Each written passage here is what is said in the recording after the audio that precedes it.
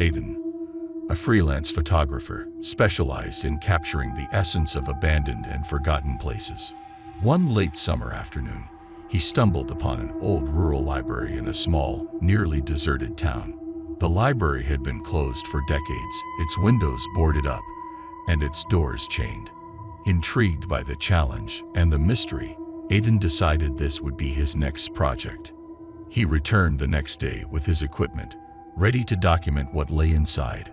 With some effort, he managed to pry open a back door.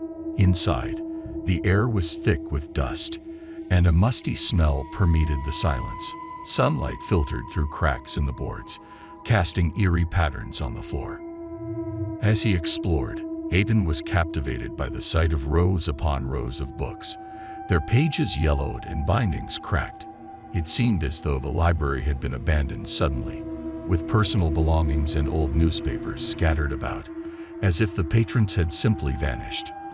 While photographing a particularly ornate reading nook, Aidan noticed a small, handwritten journal tucked behind the cushions of a chair.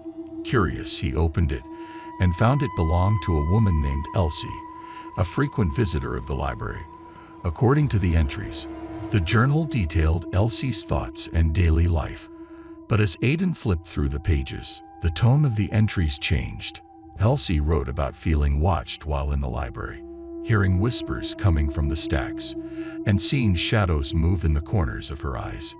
Feeling a chill, Aidan glanced around the silent library. The feeling of being watched crept over him, and the soft whisper of turning pages echoed in the distance. Determined to not let his imagination get the best of him, Aidan continued his exploration, documenting every corner of the library. When he reached the basement, the door creaked ominously as he opened it. The basement was darker, the air colder. Here, the shelves were messier, and books lay strewn about as if discarded in haste. As he descended, a sudden cold gust of wind blew through the basement, extinguishing his flashlight momentarily.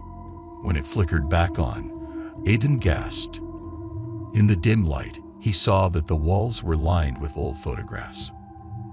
Upon closer inspection, he realized they were pictures of the library's patrons, their eyes scratched out.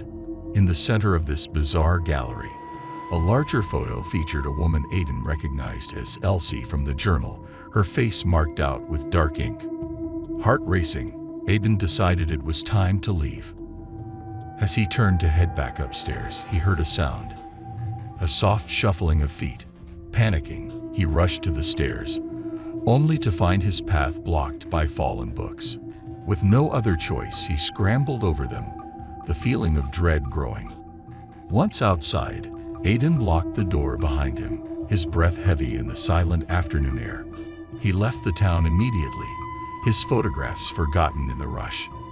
The library remained standing, its secrets locked within, waiting for the next curious soul to uncover its dark past. Back home, Aidan tried to make sense of his experience, but the more he thought about it, the more he realized some places are best left undisturbed. The memory of the library haunted his dreams, where whispers filled his nights and eyes watched him from the shadows. If you enjoyed venturing into the shadows with us, don't forget to hit like, share this chilling tale, and subscribe for more mysteries waiting to be uncovered. Stay curious and keep exploring the forgotten corners of our world. Your next adventure is just a click away.